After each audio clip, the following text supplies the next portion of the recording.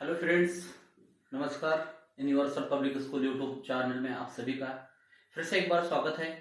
आज हम बात करेंगे सर्वनाम की, जो कि दूसरा जो भेद है विकारी शब्द का। यानी पहला जो हमने देखे है संज्ञा देखे है, संज्ञा की परिभाषा देखे है, संज्ञा के प्रकार देखे है। यहाँ पर जो है संज्ञा के 5 प्रकार थे और संज्ञा किसे कहा जाता है हमने ये भी देखा है। संज्ञा के प्रकार देखे, उसके उदाहरण के साथ में देखे हैं। अब आज हम बात करेंगे दूसरा वाला विकारी शब्द का, जो दूसरा वाला भेद, यानी जिसे कहा जाता है सर्वनाम जो है। यानी हम सर्वनाम के बारे में आज क्या है बात करेंगे। यानी सर्वनाम किसे कहा जाता है, सर्वनाम के प्रकार कितने हैं, सर्वनाम की डेफिनेशन किस तरह से, उदाहरण किस तरह से, इसे हमें आज क्या है जानना है। या आज हम जो भी देख रहे हैं यानी पद विचार, यानी पद विचार में जो 2 प्रकार है प्रयोग के आधार पर, यानी जो विकारी अविकारी। यानी विकारी में जो है यानी शब्द बदले जाते हैं, लिंग वचन काल कारक के अनुसार शब्दों का परिवर्तन या बदलाव होता है, उसे विकारी शब्द कहा जाता है। यानी विकारी शब्दों को हम देख रहे हैं। अभी विकारी शब्द में जो है हमने संज्ञा देखे है। संज्ञा मतलब जो है यानी हमने देखा है कि संज्ञा किसे कहा जाता है। संज्ञा की परिभाषा फिर से एक बार मैं आपको बताता हूँ, सिर्फ संज्ञा की परिभाषा बताऊंगा। 5 प्रकार जो उसके जो है यानी उसकी नहीं, यानी संज्ञा किसे कहा जाता है, जिन शब्दों से यानी किसी व्यक्ति वस्तु स्थान या मन के भावों का बोध होता है, उसे क्या है संज्ञा कहा जाता है। पर्टिकुलर यानी नाम, यानी संसार में जितने भी यानी हर एक वस्तु या हर एक चीज या हर एक स्थान को यानी नाम दिया गया है, इसी नाम को क्या है यानी हिंदी में संज्ञा कहा जाता है, मराठी में नाम कहा जाता है, इंग्लिश में नाउन कहा जाता है। यानी नाउन देखा है। अब नाउन के बाद आता है यानी ये सर्वनाम आएगा। अब सर्वनाम को हमें क्या है किस तरह से देखना है, यानी सर्वनाम किसे कहा जाता है, सर्वनाम की परिभाषा क्या है, सर्वनाम का प्रयोग कहाँ किया जाता है, और सर्वनाम का महत्व यानी हिंदी में व्याकरण में क्यों है।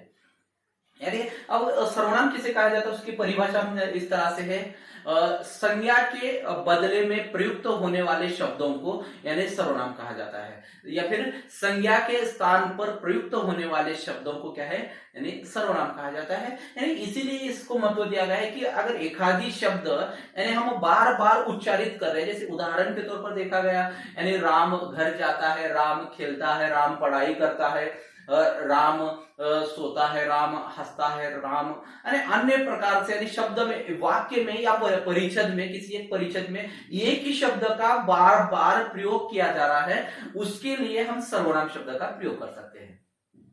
क्योंकि यानी एक ही शब्द का यानी उचित नहीं दिखता, यानी एक ही बार बार अगर हम एक ही शब्दों का अगर बताते जा रहे हैं, एक ही शब्द का अगर बार बार हम प्रयोग कर रहे हैं, तो यहाँ पर यह होता है कि बाबा हमें वही शब्द बार बार पुनरावृत्ति कर ऐसे होता है कि यानी उचित या योग्य दिखाई नहीं देता है। यानी सुनने वाले को भी यानी क्या लगता है बार बार एक ही शब्द का क्या है प्रयोग किया जा रहा है, ऐसे हमें क्या है पता चलता है। इसीलिए यहाँ पर सर्वनाम का प्रयोग किया गया है कि ताकि हम क्या है यानी उदाहरण के तौर पर संज्ञा के बदले में प्रयुक्त होने वाले शब्दों को सर्वनाम कहा जाता है, यानी संज्ञा के स्थान पर। अब संज्ञा शब्द जो है उदाहरण के तौर पर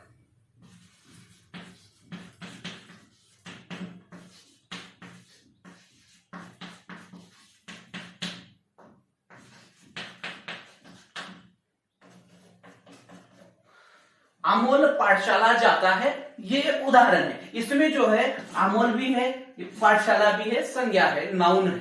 यानी इनके भेद हमने देखे हैं। यानी अमोल व्यक्तिवाचक संज्ञा में आएगा, यानी पाठशाला जो है यानी जातिवाचक में आएगा, क्योंकि पाठशाला एक नहीं है, अनेक पाठशालाओं का है। ये जातिवाचक है, ये व्यक्तिवाचक है, लेकिन हमें अब यहाँ पर ये संज्ञा को देखना नहीं है। अब इसके बदले में पाठशाला जैसे वैसे प्रयोग होगी, लेकिन इनके बदले में यानी अमोल के बदले में हम क्या है दूसरे शब्द का क्या है प्रयोग कर सकते हैं, वो है सर्वनाम है। जैसे कि इसके बदले में हम प्रयोग करेंगे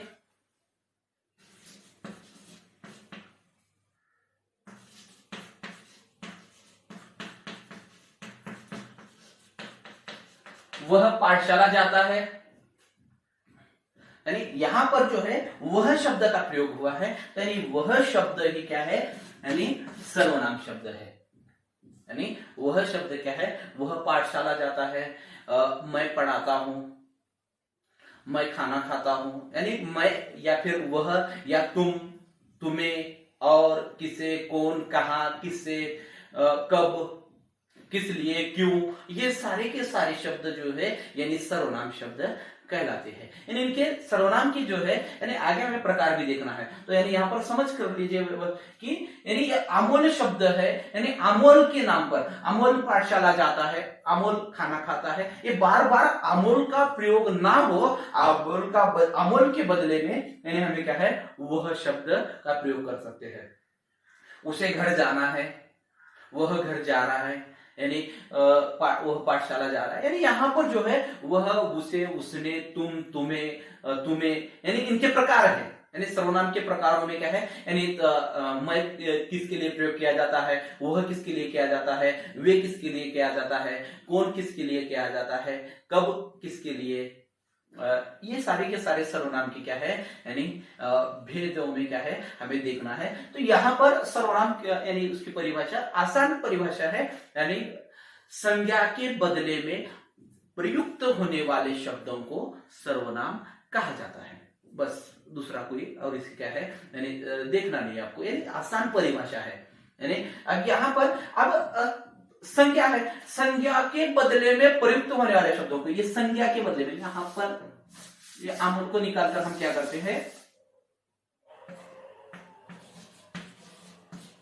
वह पाठशाला जाता है। मतलब संज्ञा की जगह पर हमने सर्वनाम का प्रयोग किया, इसी को सर्वनाम कहा जाता है। अब सर्वनाम की जो है यहां पर 6 प्रकार है, सर्वनाम के 6 प्रकार है। यानी नंबर 1 है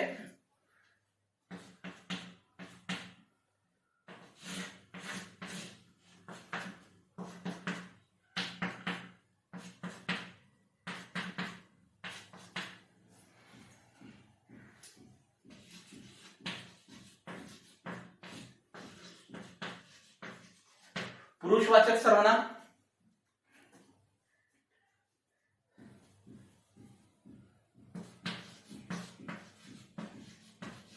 निश्चयवाचक, अनिश्चयवाचक,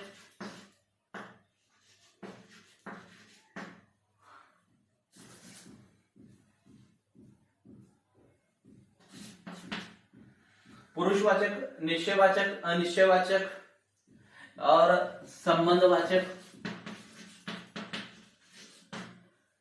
मैं यहाँ पे 2 नीचे यहाँ पे लिखता हूं,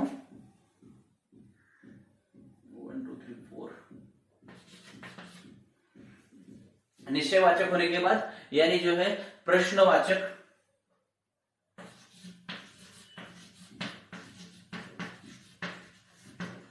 और जो है अंतिम वाला जो है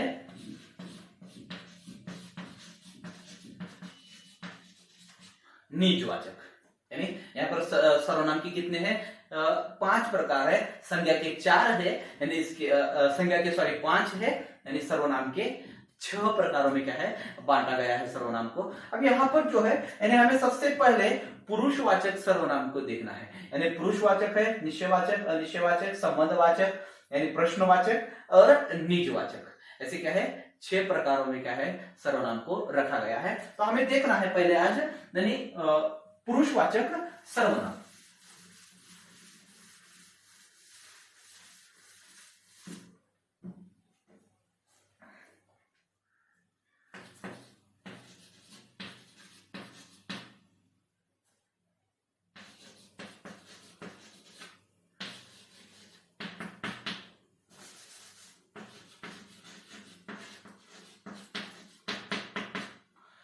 अब पुरुषवाचक सर्वनाम किसे कहा जाता है, यानी पुरुषवाचक सर्वनाम की परिभाषा देखिए। यानी पुरुषवाचक सर्वनाम वक्ता, श्रोता और अन्य व्यक्ति मतलब जिसके बारे में बात की जाती है।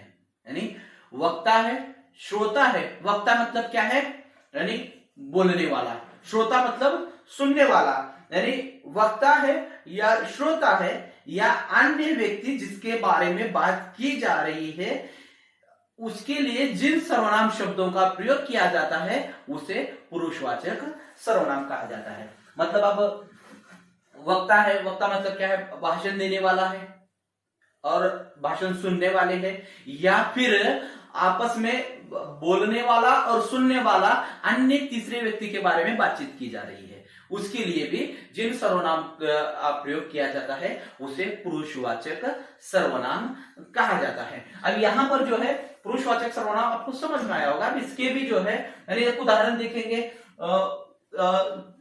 तीनों उदाहरण मैं आपको यहां पर देता हूं।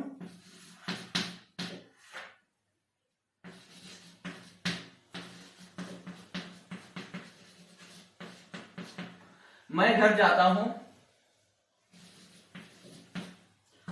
वह घर जाता है,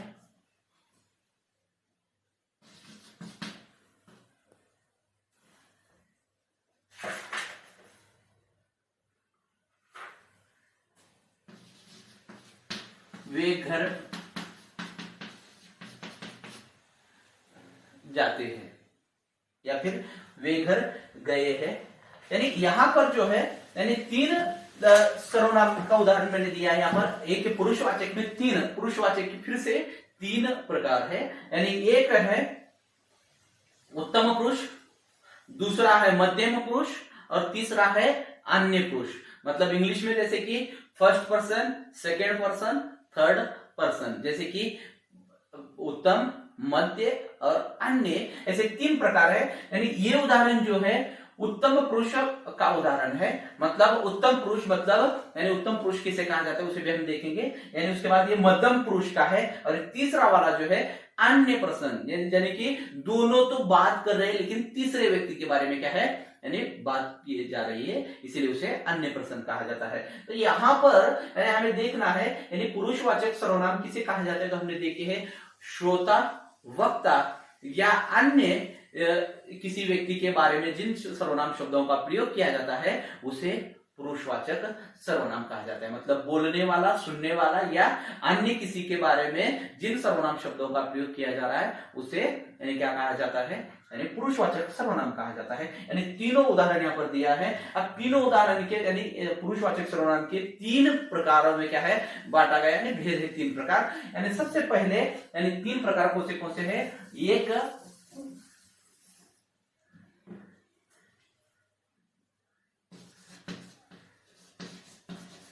उत्तम पुरुष सर्वनाम,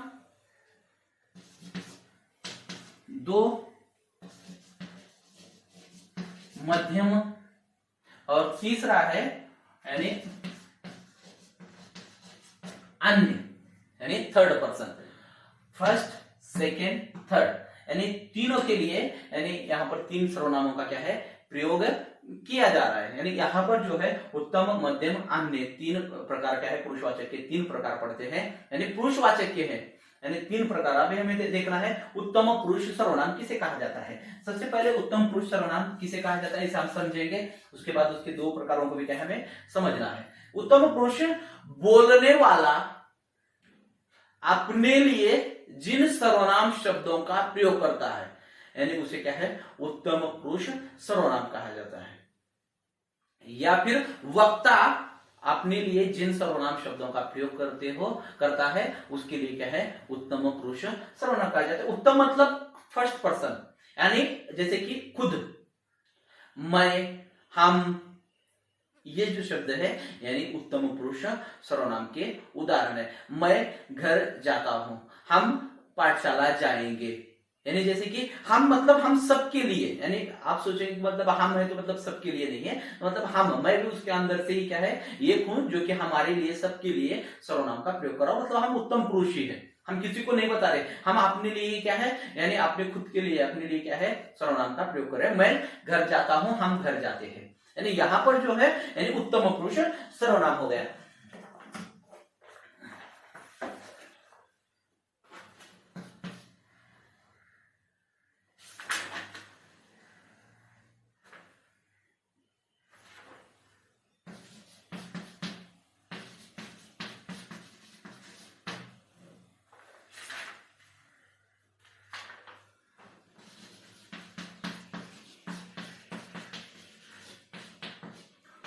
मैं सोहन का मित्र हूं, यानी मैं यहां पर जो है अपने लिए, यानी मैं खुद के बारे में बता रहा हूं, यानी स्वयं बात करने वाला खुद के लिए, यानी जिन सर्वनाम शब्दों का प्रयोग किया जा रहा है उसे क्या है, उत्तम पुरुष सर्वनाम कहा जाता है। सेकंड है यानी मध्यम पुरुष सर्वनाम। सेकंड कौन सा है, मध्यम पुरुष सर्वनाम। मध्यम पुरुष किसे कहा जाता है, सेकंड पर्सन, यानी क्या है, सेकंड पर्सन के लिए क्या है, यानी दूसरा वाला जो है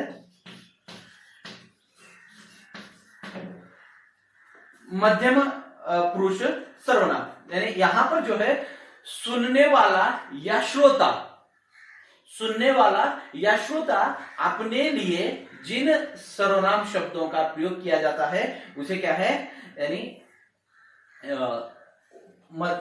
मध्यम पुरुष सर्वनाम कहा जाता है। सुनने वाले के लिए जिन सर्वनाम शब्दों का प्रयोग किया जाता है उसे मध्यम पुरुष सर्वनाम कहा जाता है। मध्यम पुरुष में जैसे कि यहां पर मैं आया है, तब हम किसी को बात कर रहे हैं उसके लिए, तो हम उसके लिए क्या है, यानी किन सर्वनाम प्रयोग करेंगे, वह सोहन का मित्र है, यानी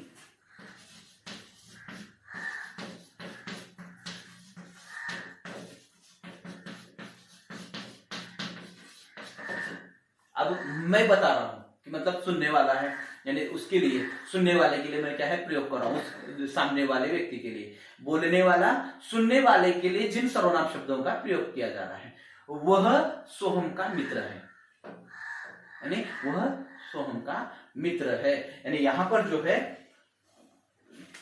प्रयोग किया जा रहा है, सॉरी ये उदाहरण जो है अन्य पर्सन के बारे में है, तीसरे व्यक्ति के बारे में। मैं सामने वाले को बता रहा हूं लेकिन किसके, तीसरे बारे में बता रहा हूं, सॉरी यहां पर ये उदाहरण नहीं आता है। यानी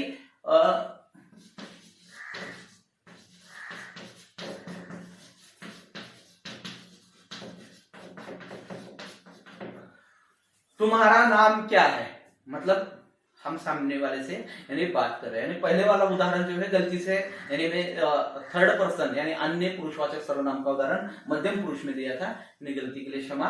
यानी यहाँ पर जो है तुम्हारा नाम क्या है, ये मध्यम पुरुष का उदाहरण है। तुम्हारा मतलब मैं बात कर रहा हूं, यानी किससे, सामने वाले से, यानी सुनने वाले से, यानी बोलने वाला सुनने वाले के लिए जिन सर्वनाम शब्दों का प्रयोग कर रहा है। यानी मैं सुनने वाले के लिए जिन सर्वनाम का, तुम्हारा, आप, तुम्हें, यानी ये शब्द जो है यानी मध्यम पुरुषवाचक सर्वनाम के उदाहरण है। उसके बाद तीसरा वाला जो आता है, यानी तीसरा जो है अन्य पुरुषवाचक सर्वनाम।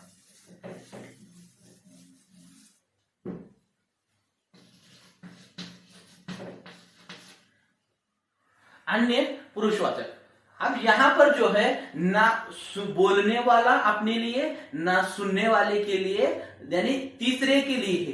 बोलने वाला, सुनने वाला, यानी तीसरे व्यक्ति के बारे में जिन सर्वनाम शब्दों का प्रयोग करता है उसे क्या है, यानी अन्य पुरुषवाचक सर्वनाम कहा जाता है। बोलने वाला या सुनने वाला तीसरे व्यक्ति के लिए या तीसरे व्यक्ति के बारे में जो कुछ कहा जा रहा है उनके लिए, उसके लिए जिन सर्वनाम शब्दों का प्रयोग किया जाता है उसे अन्य पुरुषवाचक सर्वनाम कहा जाता है। वक्ता या श्रोता अपने लिए न लेकर दूसरे के लिए क्या है, यानी अन्य पर्सन के लिए क्या है बात की जा रही है, वहां पर क्या है अन्य पुरुषवाचक सर्वनाम कहा जाता है। अब इसके लिए यहां पर उदाहरण देखिए,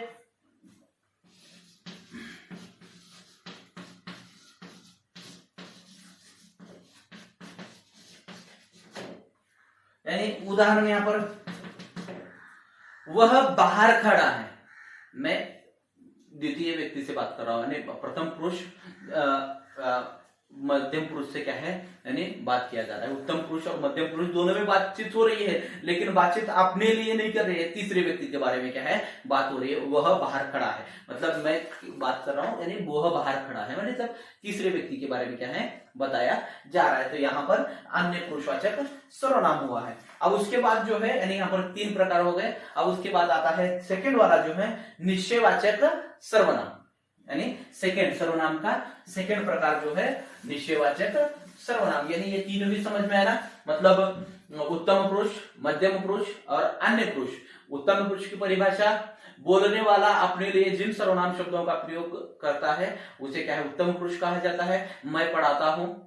सेकंड जो है उत्तम पुरुष है अब उसके बाद सेकंड मध्यम पुरुष है। मध्यम पुरुष के लिए जो है यानी बोलने वाला सुनने वाले के लिए, यानी बोलने वाला सुनने वाले के लिए जिन सर्वनाम शब्दों का प्रयोग करता है उसे क्या है, यानी मध्यम पुरुष कहा जाता है। तुम्हारा नाम क्या है, तुम्हें कहाँ जाना है, तुम्हें किससे मिलना है, यानी ये जो शब्द है यानी तुम, तुम्हारा, तुम्हें, ये शब्द क्या है, बोलने वाले सुनने वाले के प्रयोग में क्या है, कार्य किया गया है। अब तीसरा वाला जो है अन्य पुरुषवाचक सर्वनाम। अन्य पुरुषवाचक सर्वनाम जो है यानी ना बोलने वाला ना सुनने वाला अपने लिए जिन सर्वनाम शब्दों का प्रयोग नहीं करता है, तीसरे के बारे में बात की जा रही हो उसे क्या है, या तीसरे व्यक्ति के लिए जिन सर्वनाम शब्दों का प्रयोग किया जा रहा है उसे क्या कहा जाता है, अन्य पुरुषवाचक सर्वनाम। मतलब दोनों भी नहीं, बोलने वाला और सुनने वाला अपने लिए न लेकर दूसरे के लिए, तीसरे व्यक्ति के लिए जिन सर्वनाम का प्रयोग किया जा रहा है उसे यानी अन्य पुरुषवाचक सर्वनाम कहा जाता है। निश्चयवाचक सर्वनाम,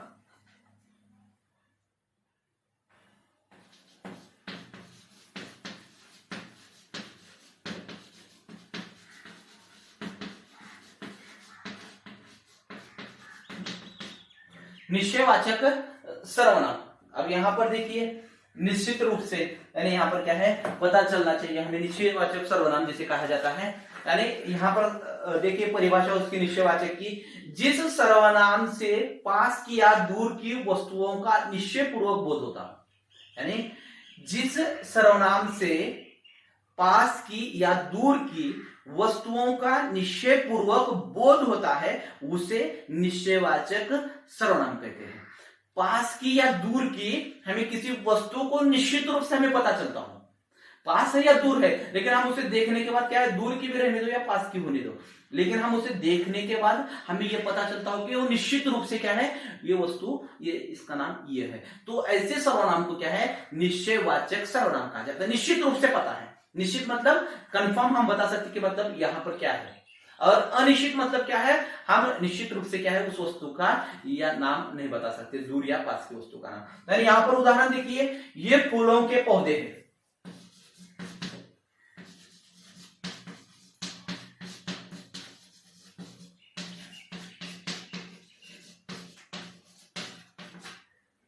ये फूलों के पौधे हैं, यानी बता सकते हैं निश्चित रूप से ये फूलों के पौधे हैं, मतलब निश्चित हमें मालूम है कि ये फूल है, तो इसीलिए ये जो है ये सर्वनाम यानी क्या है, निश्चित रूप से बता रहा है, यानी दूर या पास की वस्तु के बारे में निश्चित रूप से हमें क्या है, जानकारी दे रहा है, इसीलिए निश्चयवाचक सर्वनाम कहा जाता है। और ये भाषा आसान है, जिस सर्वनाम से पास की या दूर की वस्तु का बोध होता हो निश्चित रूप से उसे निश्चयवाचक सर्वनाम कहा जाता है। यानी ये फूलों के यानी क्या है, पौधे हैं, वे अच्छे शिकारी है, वे अच्छे शिकारी है, मतलब क्या है, शिकारी किस तरह सा है, अच्छा है, हमें पता है कि वो शिकारी किस तरह से है, अच्छा शिकारी है। या फिर अनेक दूसरा वाला, यह मेरा घर है, यह मेरा घर है, निश्चित रूप से बता सकते हैं ये मेरा घर है, यह लखन का घर है, यानी हम बता सकते हैं कि मतलब ये किसका घर है, हमें हम देखने के बाद निश्चित रूप से बताते हैं।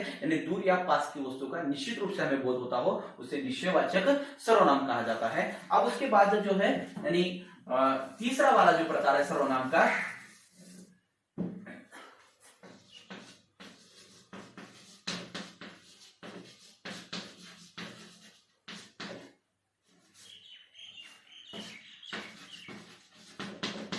अनिश्चयवाचक सर्वनाम।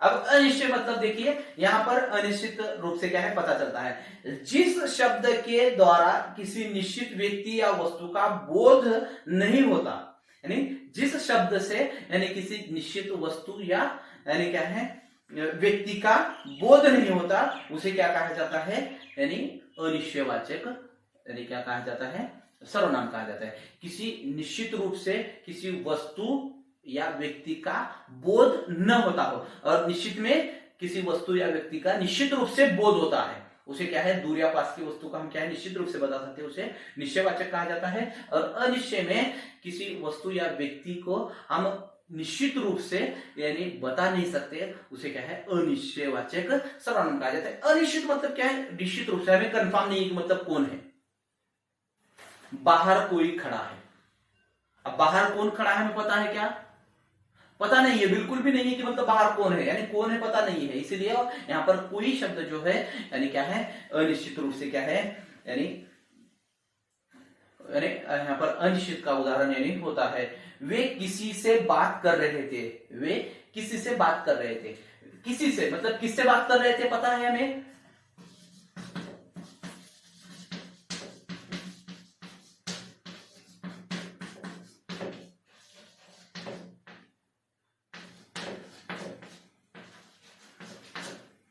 वे किसी से बात कर रहे थे। यहां पर वे शब्द जो है यानी अनिश्चित का बोध कर रहा है, यानी क्या है, निश्चित रूप से हमें क्या है वहां की जानकारी नहीं दे रहा है। वे जो है यानी अन्य पुरुष, अगर वे को अधोरेखांकित है तो अन्य पुरुषवाचक सर्वनाम है,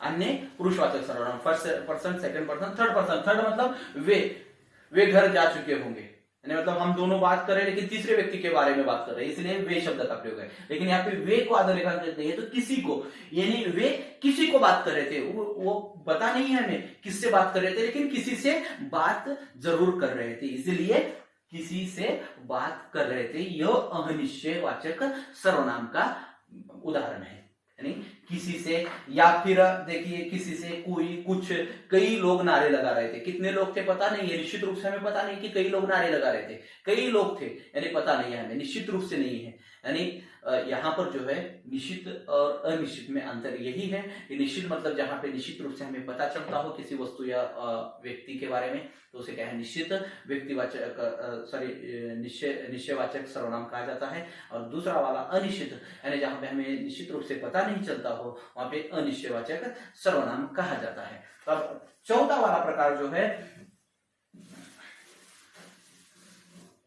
यानी चौथा जो है, यानी चौथा जिसे कहा जाता है संबंधवाचक,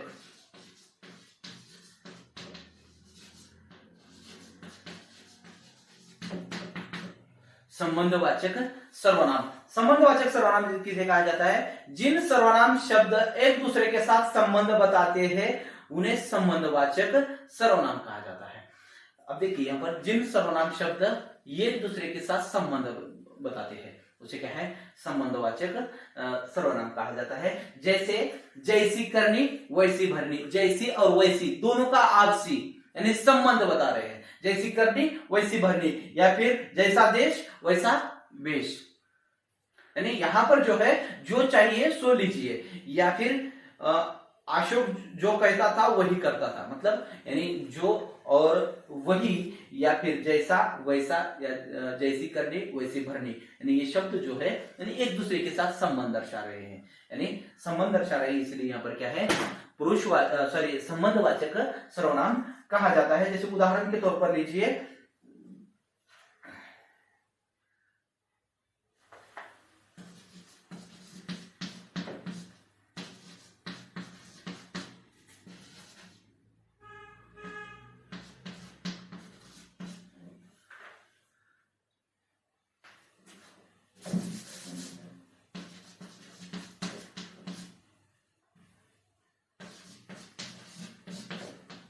अब देखिए यहाँ पर जहां चाहा वहां रहा, ये जहां और वहां ये दोनों संबंध बता रहे हैं, इसका संबंध इससे है और इसका संबंध इससे है, क्योंकि ये दोनों आपस में एक दूसरे के साथ क्या है, यानी संबंध दर्शाकर ये अपने वाक्य को क्या है, पूर्ण कर रहे हैं, इसीलिए यहाँ पर संबंधवाचक सर्वनाम कहा जाता है। क्योंकि जहां पर जिन संज्ञा सर्वनाम शब्द यानी संबंध दर्शाते हैं एक दूसरे के साथ उसे क्या है, संबंधवाचक सर्वनाम कहा जाता है। यानी यहाँ पर जो है यानी जहां वहां है, या फिर जैसा करोगे वैसा भरोगे, जैसी करनी वैसी भरनी, जिसकी लाठी उसकी भैंस, यानी कहावत है यहाँ पर, जो परिश्रम करते हैं सो सफलता प्राप्त करते हैं। जो और सो यानी क्या है, यहाँ पर यानी एक दूसरे के साथ क्या है, संबंध दर्शाने का कार्य कर रहे हैं, इसलिए संबंधवाचक सर्वनाम कहा जाता है। उसके बाद जो है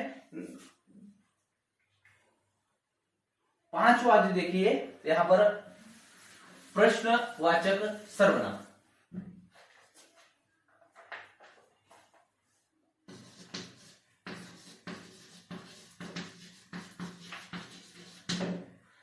हाँ, प्रश्नवाचक सर्वनाम। अब जिन सर्वनाम शब्दों का प्रयोग प्रश्न पूछने के लिए किया गया हो, जिन सर्वनाम शब्दों का प्रयोग प्रश्न पूछने के लिए किया गया हो उसे प्रश्नवाचक सर्वनाम कहा जाता है। जिन सर्वनाम शब्दों का प्रयोग प्रश्न पूछने के लिए किया गया हो उसे प्रश्नवाचक सर्वनाम कहा जाता है। यानी देखिए यहां पर जो है, कल तुमने किसे बुलाया था, कल तुमने किसे बुलाया था, तुम्हें किससे मिलना है, तुम्हें कहां जाना है। यानी यहां पर जो है यानी प्रश्न बनता हो। देखना बाहर कौन खड़ा है, यानी ये शब्द जो है यानी यहां पर कौन, किसे, किसका, किसने, यानी क्यों, कब, ये शब्द जो है यानी प्रश्नवाचक सर्वनाम के उदाहरण है। यानी यहां पर उदाहरण देखिए,